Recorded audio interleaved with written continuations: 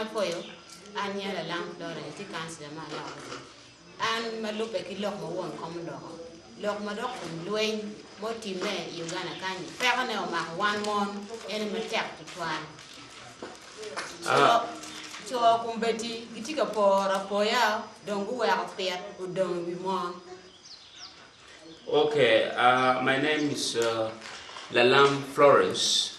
I am one of the women leaders, councillor in this sub-county of Ongako, which is in Gulu, Northern Uganda. And I would like to say that as a result of the war in Northern Uganda, which lasted for many years, this war impacted so much on women, particularly, and children. And you find that apparently women rights have been violated. There's a lot of gender-based violence as a result of being in the camp. By no children, cover tea, cat yet, not a year on pay, Jim, my year to you, Jim Mukanama, Berga Poca Pogan, Gendon Quala, which are the market con, while a teen and a woman, Macumba don't quan, Loigi, Gen which can name a team to go with you, which got Dr. Mayor Madrid, Key don't quite Jimmy, which are Camarne, Bene, Tecon. Yeah, another very something that you should note here is that as a result of this war again, there has not been equitable distribution of resources. In most cases, men and young people take large shares, and women are kind of oppressed and left there. So there's been a lot of violation against women, and this has kind of made women so vulnerable, and they are really at risk. One morning, another one is Tom and Nordani came and tapped to 12. Later to 12, but come 1 month. Can let you open Tamu Malit Malo in the dark in the Lanyard. Gee, Kadong in a show, I get a con, he bureau, he war, you know, to the twin, Pedong, twin round you. The man, I don't know, Legoni. Kauno dul magubiro eni giramu konyewa kilo tiana wa mudom mogo magitika baleni mendongo ko konyo mo charo tichin nyodwa oki gankwan no abi for ritual we are oro otien ko 1 month impact mo tie. Yeah, it is important for the international communities and government to know that women in Northern Uganda are overwhelmed with a lot of tasks in as far as looking after the family is concerned. Children are on them, domestic work is on them, going to do farming and gardening work is on them, and this has made them really so vulnerable to an extent that they cannot even be able to send their children to school, more especially those who have been abducted and they have returned and they cannot really join the normal education system.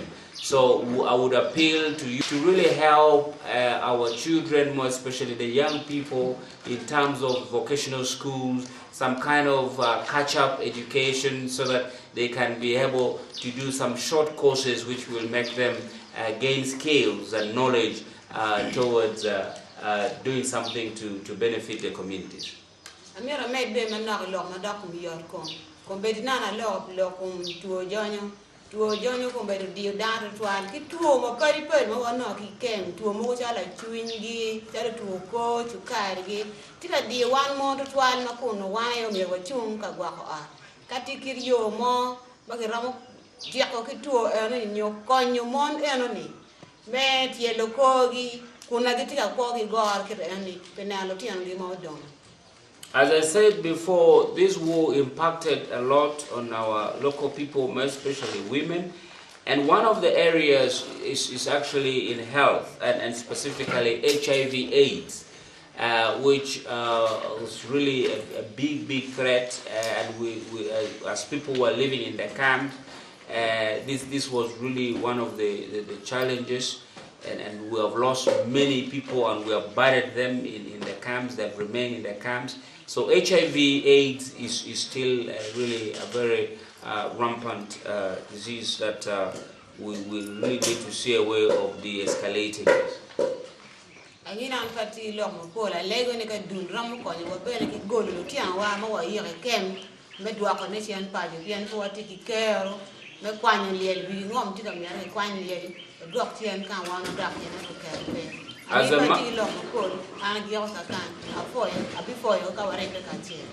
As a mother, I would like to conclude by saying we are totally very traumatized because our children and our relatives have been buried where we were formerly in the IDP camps. And it is also important to note that this land does not belong to us. They have their owners, and right now they are requesting the former IDPs to remove the remains of their dear ones who are buried in the IDP camps, and yet they belong to individual landowners, and yet they do not have the capacity to carry these remains to where they are now settled, leave alone the trauma that they have as a result of again exhuming these remains. So these are really the challenges, but